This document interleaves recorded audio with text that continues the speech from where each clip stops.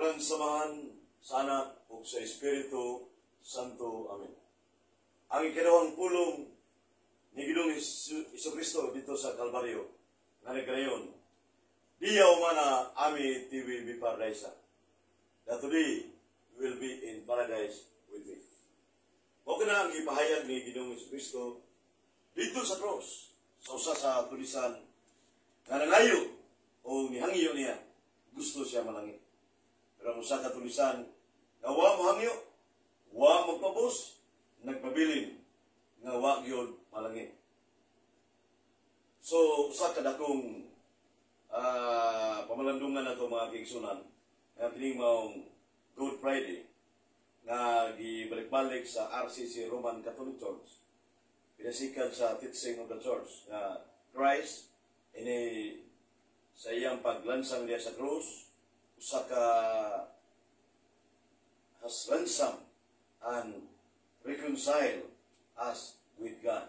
So, that is the fundamentals of the Catholic Dogma, page 158. Niya, usa sa mga teksto nga igamit yan, mo ang Mateo, Kapitulo 20, versículo 28, o sa Marcos 10:45. Nga si Kristo wala mo rin kalibutan arong alagara, kundi siya mo'y magalaga.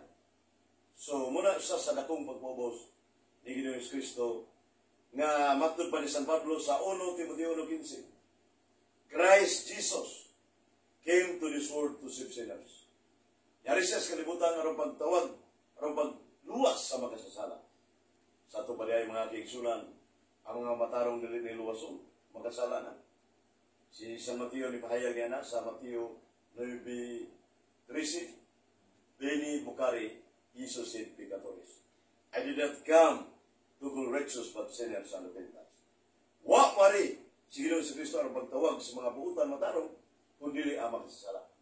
Sa ito pa, kining maong Good Friday, the Passion of our Lord Jesus Christ. Usanay ka tumong tuyo ang kita makasala. Nga naman, ni gumikan sa gugma sa Diyos, mga kaigsunan, sa 1 Juan 4:16, 20, nga ang Diyos mo inigugma ka nato, yang natural, basta sa nato gugma. Para adunay panagtakdo ba sa atong ipahayag diya sa balang kasulatan, matod pa sa 1:14-15. If you love me, obey all my commands. Kinsa ito nigugma ka nato, tumana ako mga sugod. So, kining pag-igugma mga kaigsunan, kinanglan nga makatuman ta sugos, Ginoo. Unya, asa mabasa na? 2:1-6. So, muna nga, ang maong tulisan tupad ni Kristo, dako kining mensahe mga kaigsunan, para natong katawan sa tibok kalibutan. Nga naman, kung imong aninaw na mga viral video ron, mga sa mga pag-uwid, kaya kung misko tao mga kanang nas social media, grabe yun. Nga diya sa Amerika, UK, kung imong tanawon, perting, naghana ang mga dancer nga naisungay mga kaigsunan. Nga ila pag ipasayo ang baka ano naisungay. So, perting di ka ng tao nananaw. Usa ka nakasatanik ang ritual mga kaigsunan. Nga grabe yun. Ang atensyon sa mga tao, tuwa na nila. Pagkadelikado nga, napay mga natukma sa 1 Corinto 6:10 nga, mga bayo, hindi makasud sa gilian sa langit. Mga tumboy, hindi makasud sa gilian sa langit, unutin, iyo, notis. Pero ang punto niya mga kaigsunan, nga naadiha ang makasasala, nga dunay lugar nga nihangyo sa Santo Papa, nga aprobahan ang same-sex marriage. May gani ang Santo Papa, nagdubiling, huwag sugod sa mga usa ka alagad sa Diyos ang hangin. So, naunsa naman parang matawag ni ends of times. Si Satanas ni nag-wild din mayo. Kaya nasa 1 Pedro 5:8, ang yawa, si Satanas, 24 oras libod suroy. Kaya mingaw kayong imperno, kaya tambog ni sa maabot na ikayon, pinag-20 episodes, wala siya madala. So, muna nga atong pamalandungan, nga kanang satanic ritual sama sa Brazil, nagprosesyon, nagparid, na doon ay sungay ni Satanas. Unsa pag-ausa ang mga kaigsunan. Adunay katalagman pagkahuman sa igayon na ilang iparit among larawan ni Satanas. Niya suma sa mga balita, ang nagsulog nito namatay. Gilulupan, grabe, ang kastigo na nadangat labaging sunan. O niya, naba na sa Biblia mong kastigo, mga kaigsunan. Nasa Jeremias 29, 17-19. Kadtong mga lugar nga mga nasod o mga tao nga wa magpagkamana sa Ginoo, nalimot na sa Diyos. Padadaan ko katalagman, kining lugar mga sakit, nagutom, gubat, linog, o baha. O kining silang mga tawanan magkaamgo ni kaya silang buhat nga nakalimtan nila ang matuod na Diyos na mga si Ginoong Jesucristo na why kamatayon. God is always alive. Jesus Christ.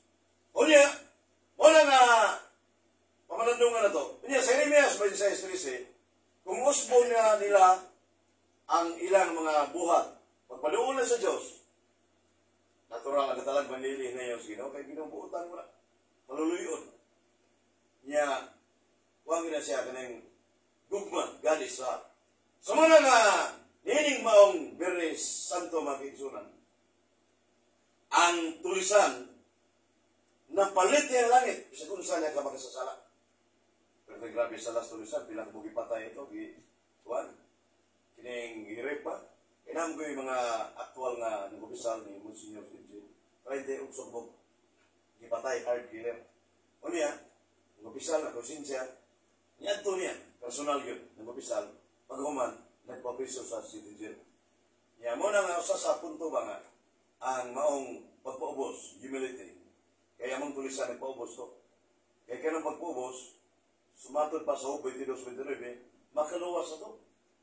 Niyang taong garpuso nga di pagpaubos, kontra mas Ginoo, asa mamasa na? 1 Pedro 5:5, Santiago 4:6. Niya kaning 1 Pedro 5:5, iiskutan na kamu mga batanon, tahuran yung mga ginikanan, o magpaubos mo, masultanon mo. Pero mga batanon o mga kaigsunan, gamit ang drugas, grabe, itaghan, niya drugs, niya usapan, mga gang, mga hising, uban ba, di mo tahod sa mga ginikanan, niya nabay makasyabo drugas nga mabuutan, insa mo natawa na nga, kanang nag-drugs siya nabuutan, nakapriso na uban, tergana, nagtingkago sa bilangguan, pero uban, di ka lang patambalan, di dali, naulian. Sumalang dili maayo ang drugs, mga tinsulan, makadaot at sa atong panglawas, madaot atong pangunauna. Wala nga kinahanglan, atong nahinayan, na mga batanon, tahod mo sa ginikanan, labi na sa gobyerno, kaya gobyerno tinukod sa Diyos, Roma 13:1. Pero ang Iglesia Katolika tinukod sa Kristo, Mateo 16:18, buhat 9:21. Laro kaya sa Greek, Ecclesia Catholis. Iminaon Ecclesia Catholis, Judaias, Kagalayas, Samarias, kirinin ikinin, uy ko mo doon. So, the word Ecclesia Catholis. So, kinin matuod yung Iglesia, mo rin nagbalik-balik sa matag tuig sa Holy Week o Bernes Santo. Muna, ang gusto may punto ini, para kita mabuutan, adun na changes sa itong pagkatao. Kaya na may uban na bagong generasyon, bagong na tao, bagong na hamtong, nawa hibaw, unsay city palabras na gibili ni Kristo sa Iglesia Katolika Romana. Muna nga, amang tulis sa mga kaigsunan, gumikan siya iyang dugo ni Kristo. Ano na siya changes kaya ingon man niya sa Episo 1:7-8. Pinaagi sa dugo ni Kristo, napasaylo na itong mga sala. Niya na sa 1 Pedro 1:18-19, pagkabililon sa dugo ni Kristo. Sa ito pala ang dugo, gikinahanglan yun. Yan kung way si Kristo Diyos, Espiritu ko na, nasa 2 Corinto 3:17, 1:4-24, God is infinite spirit. Lucas 24:39, ang Espiritu way lawas sa bukog. Di magdugo o unod si Jesus Christ. Dito siyang inahan mo si Virgin Maria. Nakaambit siya o unod dugo, dito siyang inahan. Hebrews 14, Juan 1:14. Muna si Kristo, one person was to the church, both human and divine. Mga nalansan sa cross. Ay, kung hindi malansan sa cross, ano yung mga sa dugo. Sa Hebreo 9:22, matubang Apostol San Pablo, without sinning of blood, there is no remission of sin. Kung way pagpaaga sa dugo, wa tay kapasayloan sa atong sala. Sa to ba ang dugo ni Kristo? Aware kayo kaya tanang natong sala, makiksunan, gida ni Kristo dito sa cross. 1 Pedro 2:24. Gidagi niya, aron mahimo ta nga dili ta magpasala mag-usab o bag-o ng atong kinabuhi. Sa ato ba day napapas, Colosas 2:14. Kaya Colosas 1:13-14, mo na aron pag tubos ka na to, pag tubos, ato po pasabot, tubos nga, gitanyagan na tas Ginoo ba nga, kaning atong gihatag nga, kining kuhan sa Ginoo, higayon, ato na i-work out, kay kaluwasan, di kay paglansan ni Kristo sa cross, luwas automatic, di na. Paparihan na sa mula kay Bible Baptist na, lansan ni Kristo, luwas na. I-work out, gina, matubag sa Pablo sa Pilipos 2:12, work out your own salvation with fear and trembling. Palipasugya pag-abot sa kaluwasan, uban siguro kadlok, sa ito pa, manigamot ha, kay kaluwasan, umaabot pa. Nasa 2 Corinto 1:10. Ang kaluwasan, gilauman pa. Roma 8:24.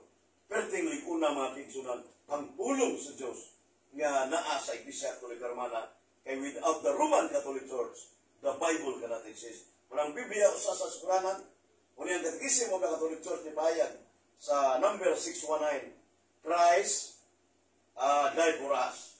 Huwag mo gamit o termino ang simbahan, God died for us. E di man hao mga kingsunan. Christ meaning, both human and divine. Asa mabasa na? Nasa 1 Pedro 3:18. Ang pagkatao ni Kristo namatay, pero yung Espiritanong ni Bilanggo, nagwalis sa purgatorio. Nakita din ako na, sumala sa Biblia, 1 Pedro 4:6. Sa ito pa, buhay ang divine person, mga kingsunan, pero yung pagkatao namatay, being God enjoying siyang lawas, did not dissolve and damage. That is the teaching of the Catholic Church, 184 sa Fundamentals of the Catholic Dogma, o 469 sa Catechism of the Catholic Church. So rin yung itong pamalandungan, mga kingsunan, kay focus ng itong lisaman, nga naginulso, nagpaubos, humility, kaya kini pagpaubos, lisod eh, sundugo na itong mga kingsunan. Tagsaribig yung tao, mapatay na. Ito sa money matters. Uban sa mga politics, mapatay na. Suluoy kayo. Pero sa Ginoong, kinabuhis tao, bilihon kayo sa kung saan ka makasala. Tulisan ko ito. Asa mabasa ang Ginoo mo, nagiya sa kinabuhi, 1 Samuel 2:6. Deuteronomy 22:39. Ako'y tagiya sa kinabuhi. Ako'y bubawi sa kinabuhis tao. Kisa ninyon, ang Diyos ng labing gabanan. Sa ito pa, way tao nga makutlo o kinabuhis tao. Kasi may dili, tagiya sa kinabuhis tao. So muna nga, nining maong Berni Santo mga kingsunan, year 2023. Atong pamalandungan matagtuig, nga doon na tayo kausapang yun sa doktrina, pagtulunan, nanibaw ta, sa kausapan sa itong moral life, hukuman pa mga kingsunan. Kay mo ni usa ka importante kay ang kamatayon matud pa sa ni St. Philip Neri sa Santos, think of yourself that every day is your last. Hinumdumi kanunay, kay mao ni imong katapusan. Kay sa Hope 4:20, Hope 34:20, buhi pa ta sa buntag, buhi pa ta sa udto, gabi didbul na siya ko na. Imamatay ta nga kalit.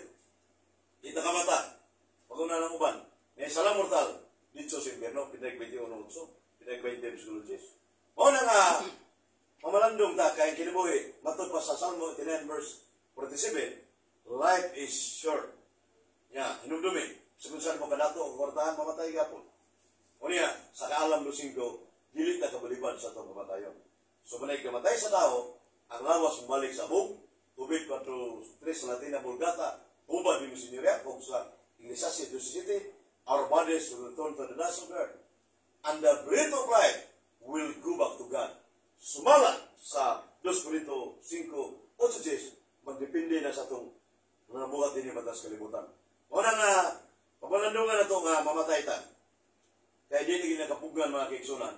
Pero importante nga nata sa talos na siya, niya, musunod sa kabuto o sino, labi na sa Iglesia Catholic Romana.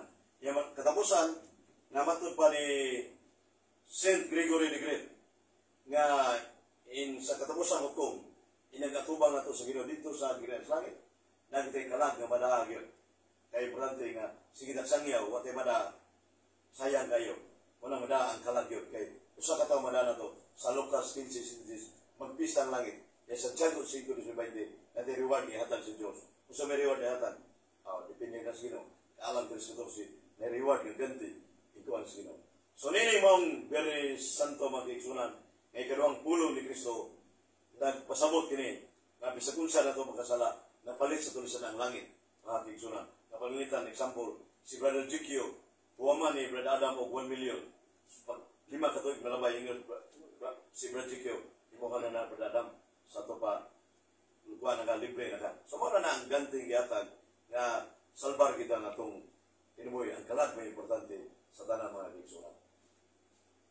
Alang samahan sa Anak o sa Espiritu Santo. Amen. God bless to everyone. At